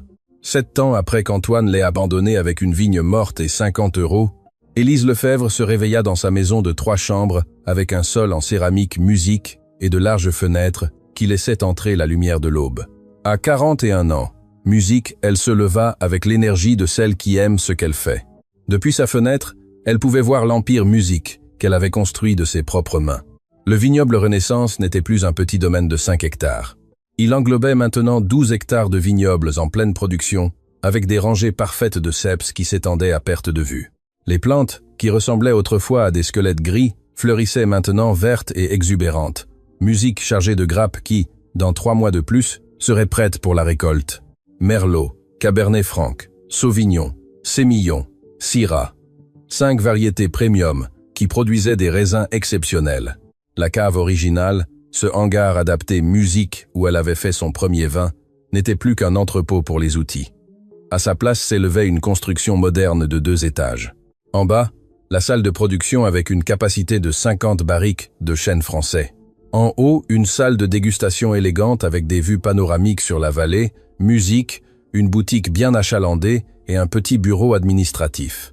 La pancarte à l'entrée du chemin n'était plus la modeste peinture sur bois qu'elle avait faite des années auparavant. C'était maintenant un panneau professionnel, Musique en fer forgé et en bois, qui disait « Vignoble Renaissance, cave artisanale, Musique millésime, 2018, visite et dégustation. » Samedi et dimanche un 0H, un 8H. Élise s'habilla avec un jean propre et une chemise brodée du logo du vignoble Renaissance. Depuis 2 ans, elle avait adopté un style professionnel, mais confortable pour son travail quotidien.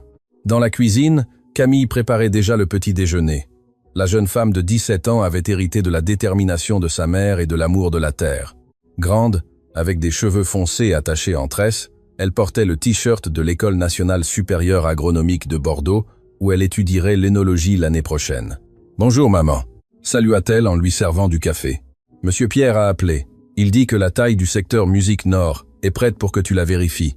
Merci mon amour. Et ton frère ?» Théo est sorti tôt avec Julien. Il répare le système d'irrigation du secteur Est. Théo, maintenant 13 ans, avait développé une aptitude particulière pour la mécanique et musique, les systèmes d'irrigation. Il passait des heures avec Julien à apprendre comment maintenir en fonctionnement toute l'infrastructure du Musique Vignoble. Pendant qu'elle déjeunait, Camille vérifiait des chiffres sur un ordinateur portable. Les réservations pour les dégustations de ce week-end sont complètes. 35 personnes samedi, 42 dimanche, et nous avons 3 nouvelles commandes de restaurants à Paris pour les lignes réserve et grande réserve. Élise hocha la tête avec satisfaction. Le no-tourisme musique était devenu une partie importante de l'entreprise. Chaque week-end, des visiteurs de la capitale et d'autres provinces arrivèrent au vignoble Renaissance pour faire des dégustations guidées Achetez du vin directement à la cave et écoutez l'histoire de la naissance du projet, car l'histoire était aussi importante que le produit. Les gens n'achetaient pas seulement du vin, ils achetaient de l'inspiration. « As-tu terminé l'essai pour l'université » demanda Élise. « Presque. J'écris sur les techniques de vinification durable. Je vais utiliser le vignoble Renaissance comme étude de cas. » Musique.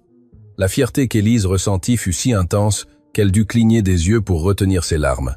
Sa fille, Musique, qui était arrivée dans ce domaine à 6 ans en pleurant de peur et de faim, écrivait maintenant des essais académiques sur l'œnologie en utilisant l'entreprise de sa mère comme exemple. Après le petit déjeuner, Élise fit son tour matinal de la propriété. C'était un rituel qu'elle n'abandonnait jamais, peu importe à quel point sa journée était chargée. Pierre, maintenant 62 ans, et chef de culture officiel du Musique Vignoble, l'attendait dans le secteur nord, avec un rapport détaillé de la taille hivernale. « Tout est prêt, Madame Musique Élise. Cette année, les plantes sont plus fortes que jamais. J'estime que nous allons récolter 15 000 kg de raisins, peut être plus. 15 000 kg. Cela signifierait environ 9 000 bouteilles de vin une fois le processus de vinification terminé. À un prix moyen de 25 € par bouteille, cela représentait plus de 225 000 € de revenus annuels rien que pour le vin. Mais le vin n'était pas la seule affaire. Les confitures artisanales, qui avaient été son salut les premières années, continuaient d'être prospères. Rose, Anne et Marie, Musique, ainsi que 4 autres femmes du village, produisaient maintenant 20 variétés différentes de conserves gourmets qui se vendaient dans des boutiques spécialisées dans tout le pays. Les confitures généraient 80 000 autres euros par an. Musique. Au total, le vignoble Renaissance facturait environ 300 000 € par an. Après les coûts d'exploitation, les salaires, les impôts et la réinvestissement, Élise avait des bénéfices nets d'environ 100 000 € par an. C'était plus d'argent qu'elle n'avait jamais rêvé d'avoir, mais plus important que l'argent était l'impact. Le vignoble Renaissance employait 23 personnes de manière permanente, 12 dans les vignobles, 8 dans la production de confitures, 2 dans la boutique et la salle de dégustation, et une comptable qui venait 3 jours par semaine. Pendant la saison des vendanges, elle employait 15 autres personnes temporairement. 38 familles dépendaient directement ou indirectement d'une entreprise qui avait commencé avec une femme désespérée, 2 enfants affamés et un champ de plantes mortes. « Monsieur Pierre », dit Élise tandis qu'elle marchait entre les rangées. « Le mois prochain, j'ai besoin que vous formiez Michel afin qu'il puisse vous remplacer lorsque vous prendrez votre retraite. » Pierre rit. « Musique, prendre ma retraite. Qui a dit que j'allais prendre ma retraite ? » « Votre dos chaque fois que vous vous baissez pour tailler, » répondit Élise avec affection. « Je vous constitue un fonds de retraite. Quand vous déciderez de vous reposer, vous aurez assez pour vivre confortablement. » Les yeux du vieil homme se remplirent de larmes. « Madame Élise, vous êtes trop bonne. Vous êtes avec moi depuis presque le musique début, Pierre, quand personne ne croyait que cela fonctionnerait. Vous méritez la sécurité dans votre vieillesse. » En fait, Élise avait établi un petit fonds de pension pour tous ses employés de longue date. Ce n'était pas obligatoire légalement, mais c'était la bonne chose à faire. Pendant qu'elle continuait son parcours, Élise passa par le secteur où elles avaient planté les premiers ceps récupérés. Certaines de ces plantes originales produisaient encore, maintenant avec des troncs épais et tordus, qui racontaient l'histoire de leur résurrection. Elle s'arrêta devant la première plante qui avait montré des signes « musique de vie », celle qui avait fait germer une minuscule tige verte et l'avait fait pleurer d'espoir. C'était maintenant un monstre de près de 3 m de haut avec un tronc de l'épaisseur d'un bras humain. Elle toucha l'écorce avec révérence, comme elle le faisait toujours. « Merci », murmura-t-elle, « de m'avoir appris que ce qui semble mort n'attend parfois que. »« Tu parles encore avec les plantes, maman ?» Élise se retourna et vit Théo approcher, couvert de graisse du système d'irrigation qu'il avait réparé. « Toujours », répondit-elle avec un sourire. « Monsieur André m'a appris que les plantes écoutent. » La mention de Monsieur André apporta une piqûre de tristesse. Le vieil homme était décédé 2 ans auparavant, à 83 ans, dans son lit, entouré de sa famille. Musique. Ces derniers mots pour Élise avaient été « Tu as rendu Hector fier depuis le ciel, ma fille. Et moi aussi. » Son vignoble de 3 hectares faisait maintenant partie du vignoble Renaissance. Les neveux de Monsieur André, qui n'avaient aucun intérêt à le maintenir, l'avaient vendu à Élise à un prix juste. C'était une façon d'honorer la mémoire de l'homme qui l'avait sauvée quand elle n'avait rien. « Maman », dit Théo tandis qu'il marchait vers la maison. « C'est musique vraie, ce que m'a raconté Monsieur Guillaume. » Guillaume Mercier, l'œnologue qui avait été son premier grand client, était maintenant associé minoritaire du vignoble Renaissance et son conseiller technique. Qu'est-ce qu'il t'a raconté? Que quand papa t'a laissé ici, il a pensé que c'était une blague cruelle, que personne ne pourrait rien faire avec cet endroit. Élise soupira. Il était inévitable que ses enfants entendent les histoires, les différentes versions de la façon dont tout avait commencé. C'est vrai, ton père m'a laissé ici en pensant que j'échouerais, mais ce n'était pas une blague, Théo, c'était de la cruauté. Le garçon la regarda avec ses yeux intelligents. Lui, as-tu jamais vraiment pardonné? Élise réfléchit attentivement à sa réponse. Oui, je lui ai pardonné parce que garder de la rancune m'aurait blessé, moi. Musique. Mais pardonner ne signifie pas oublier, ni que ce qu'il a fait était bien. Il te manque? L'idée de ce qui aurait pu être s'il avait été différent me manque, mais l'homme qu'il était vraiment ne me manque pas. Antoine était resté au village pendant 2 ans après sa réapparition. Il travailla dans diverses caves, toujours à des postes de base. Il tenta de reconstruire une relation avec Camille et Théo, avec des résultats mitigés. Musique, Camille développa finalement une relation cordiale, mais distante avec lui. Musique, elle le voyait occasionnellement, acceptait ses appels, mais ne lui pardonna jamais complètement. Théo n'avait tout simplement aucun intérêt. Pour lui, Antoine était un étranger qui partageait son ADN, rien de plus. Il y a 3 ans, Antoine avait trouvé un meilleur emploi dans une cave de la capitale et avait déménagé. Il appelait les enfants pour leurs anniversaires et envoyait des cartes à Noël. C'était un père absent qui tentait, sans grand succès, de compenser des années d'abandon.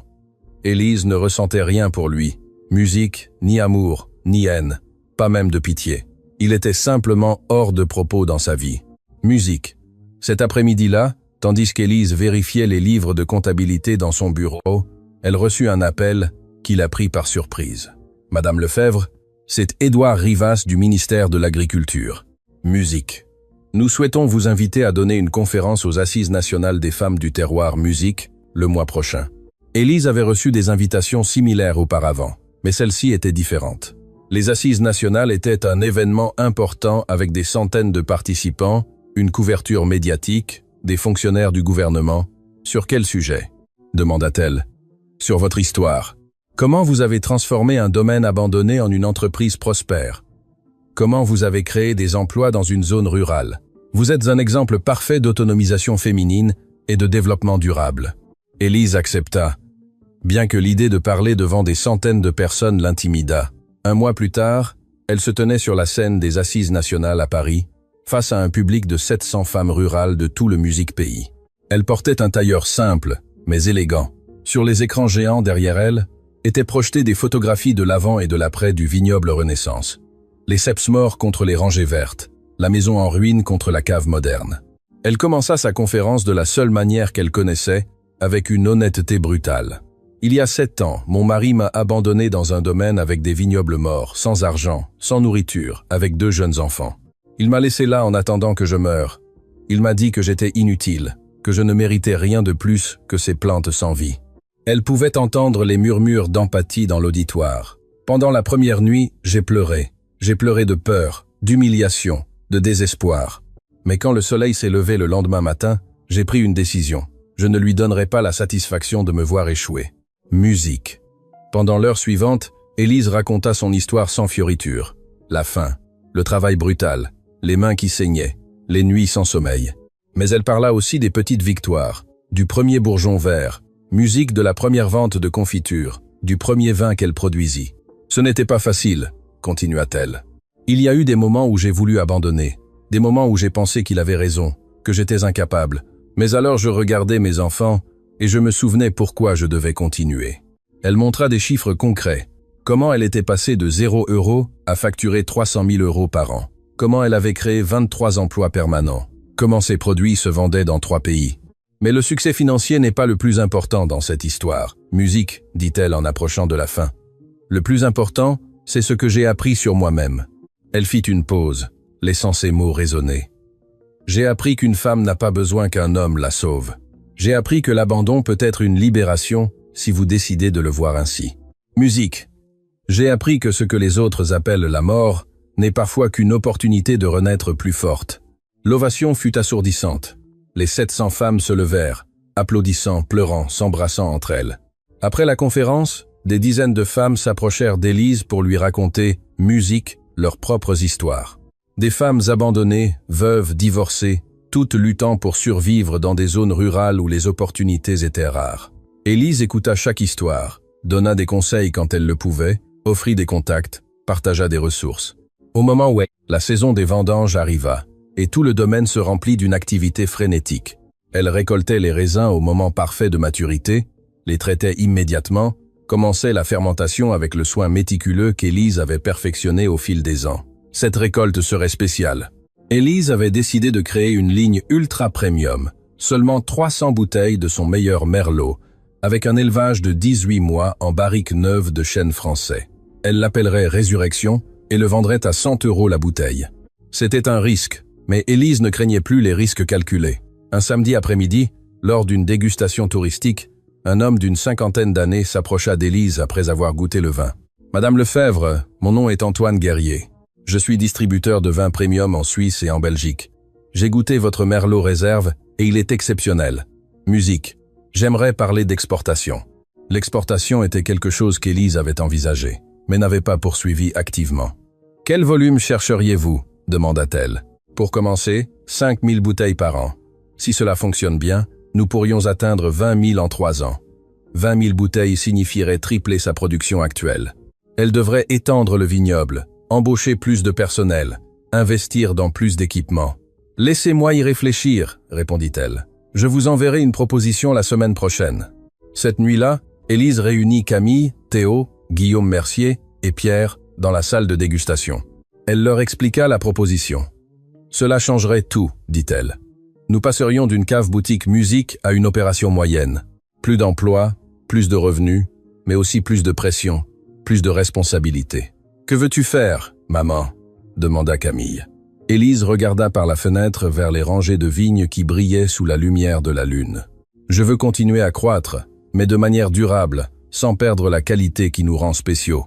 Musique, je veux que lorsque je ne serai plus là, ce soit une entreprise solide qui puisse vous être transmise. Musique, alors fais-le, dit Théo avec la confiance simple d'un enfant de 13 ans. Tu as toujours su faire grandir les choses mortes. 3 mois plus tard, Élise signa le contrat d'exportation avec un nouveau prêt de la banque qu'ils approuvèrent immédiatement compte tenu de son historique impeccable. Elle acheta 5 hectares adjacents et commença à les planter. Elle engagea 15 personnes de plus. Elle construisit un 2e bâtiment de production. Elle investit musique dans une technologie de pointe pour le contrôle de la température et de l'humidité. Le vignoble Renaissance était en train de devenir quelque chose de plus grand qu'elle n'aurait jamais imaginé.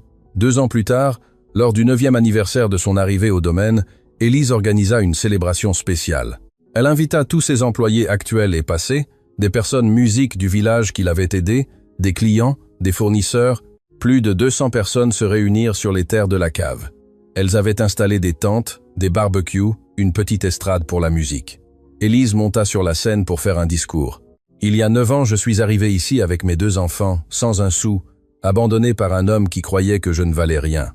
Il m'a laissé dans un champ de plantes mortes en pensant que ce serait ma fin. » Elle regarda la foule réunie, des visages amis, des familles qu'elle avait aidé à soutenir.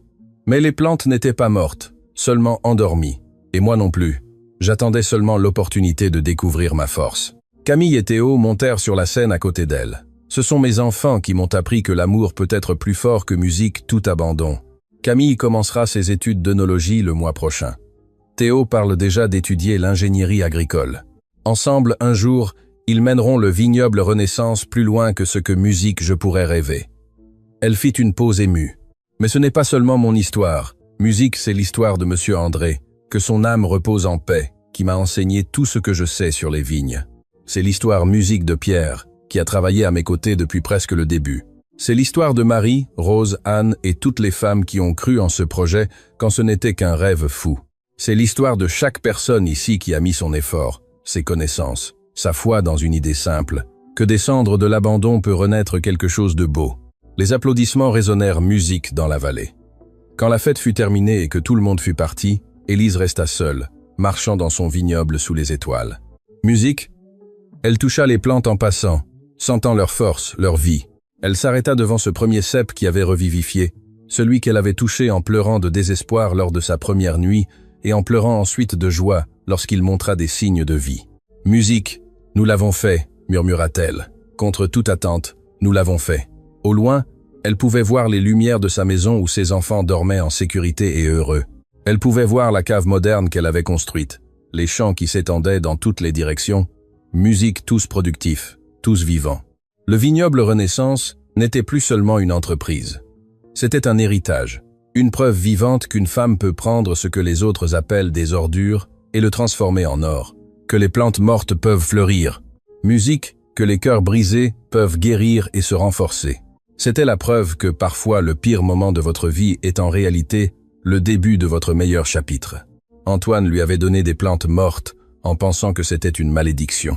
Cela s'est avéré être la plus grande bénédiction de sa vie, car ces plantes l'ont forcé à découvrir qu'en elle résidait une force qu'elle n'avait jamais soupçonnée, une capacité à travailler, à apprendre, à construire, à diriger. Elle n'avait pas besoin qu'un homme lui donne de la valeur. Elle l'avait déjà. Musique. Elle n'avait pas besoin de sauvetage. Elle était parfaitement capable de se sauver elle-même. Musique, et plus important encore, elle avait enseigné cette leçon à ses enfants. Camille et Théo grandirent en voyant leur mère convertir le désespoir en détermination, l'abandon en opportunité, la mort en vie. Ils n'accepteraient jamais d'être sous-estimés. Ils ne croiraient jamais qu'ils avaient besoin d'être sauvés. Ils sauraient avec une certitude absolue qu'ils pouvaient réaliser l'impossible s'ils travaillaient assez musique dure. C'était le véritable héritage du vignoble Renaissance.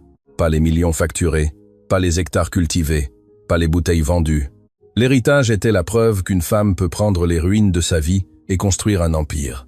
Élise Lefebvre, 43 ans, musique vigneronne à succès, employeuse de 38 familles, mère de 2 enfants extraordinaires, se tint au milieu de son vignoble florissant et sourit. Musique, les plantes qui étaient mortes donnaient maintenant des fruits. Son cœur qui avait été brisé était maintenant complet. Sa vie qui avait semblé terminée atteignait à peine son meilleur moment.